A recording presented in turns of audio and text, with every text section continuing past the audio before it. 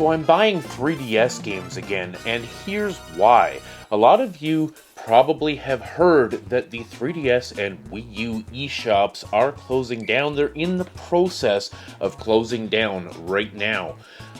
Just recently, they disabled the ability to use credit cards on the Nintendo eShop for the 3DS or the Wii U. Now, you can still use eShop gift cards, those Nintendo cards that you can pick up at gas stations and drugstores. You can still use those on your 3DS. You can scratch off the back of the code, type it into the 3DS, and you will be able to purchase games. But that is only going to last until August 29th of this year, which is about 3 months away. So in about 90 days, there will really be no convenient way to purchase 3DS or Wii U digital games. And when something like that happens, we have seen this happen over and over and over again. When something like that happens, the prices of physical games start to skyrocket very, very fast. We had a scare last year with the PS3 and the PS Vita stores being threatened to be closed down. Sony released a statement that said that they were going to shut down the PSP, the PS Vita, and the PS3 online stores, and people went crazy for especially PS Vita and PS3 games because, feeling that they're not going to be able to access this content anymore in a convenient fashion. A lot of people like digital games, or they just like the convenience of being able to know that they can purchase it if they want to for a cheaper price. A lot of times what happens with these older digital games is they will end up being very, very cheap on eShop storefronts, and that is no longer the case when you can't purchase them digitally anymore. So the physical versions of the games start to become more collectible and more expensive very, very quickly. So today we're talking about the 3DS specifically and why I'm buying more physical 3DS games right now. Let's get into it.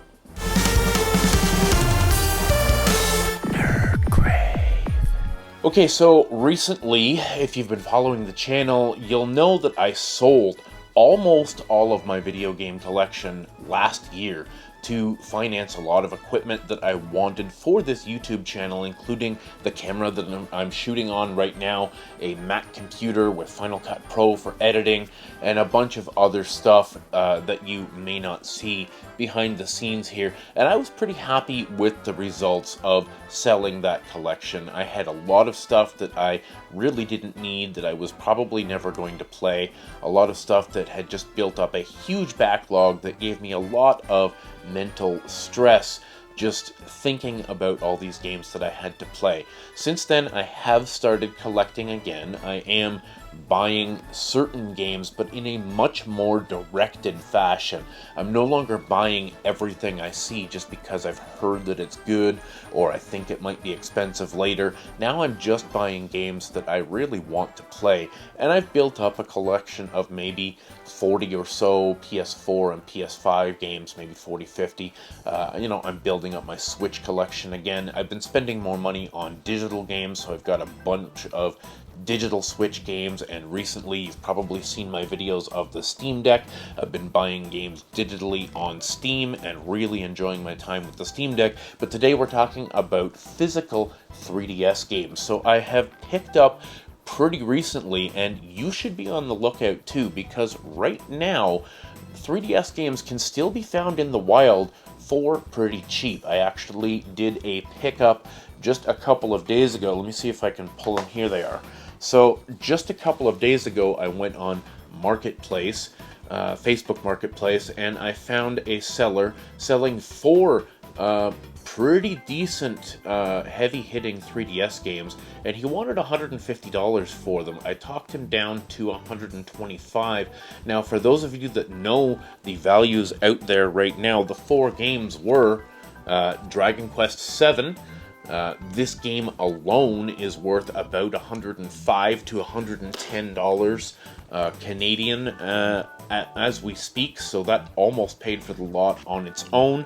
Fire Emblem Awakening is a $60 to $70 game, so that's pure profit. Zelda: A Link Between Worlds is a $40-ish game. and Zelda Ocarina of Time 3D is a $25 to $30-ish game, so I feel like I did pretty darn well at picking these up. But this kind of thing is not going to last for long.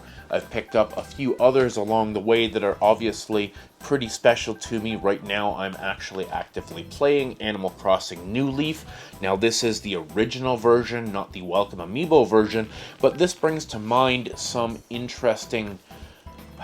something you need to know about the eShop closing is that you will not be able to download DLC, you will not be able to download updates, you will not be able to do anything like that after the end of next year. Now, this should still remain going until March of next year for things like updates and DLC, because there is still a way that you can work through your Switch account to add money to it and that sort of thing. But if you're looking to purchase paid DLC, for example, my very favorite game on the 3DS is Fantasy Life, and there is excellent paid DLC for this, which I ran out and purchased when I heard that the eShops were closing, because you're not going to be able to do this for much longer. So there's a lot of games out there with some fantastic DLC. For example, Fire Emblem Awakening has that Future Perfect, I think it's called, DLC, which is really, really good and integral to the game, so you're going to want to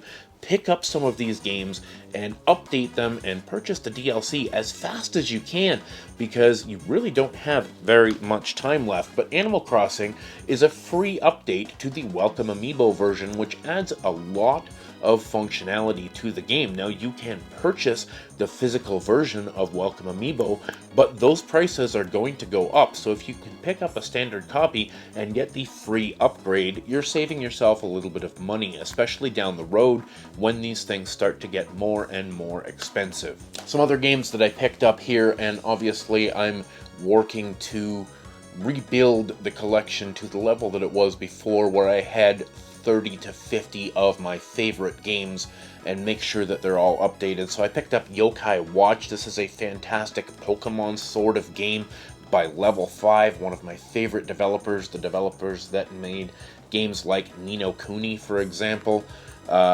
Very, very good, fun game. There are 3 games on the 3DS, 1, 2, and 3. The third game, if you can find it, is already ridiculously expensive, like north of $150, so keep your eyes out for those. Chibi Robo Ziplash, sorry Scott the Woz, this game is not bad.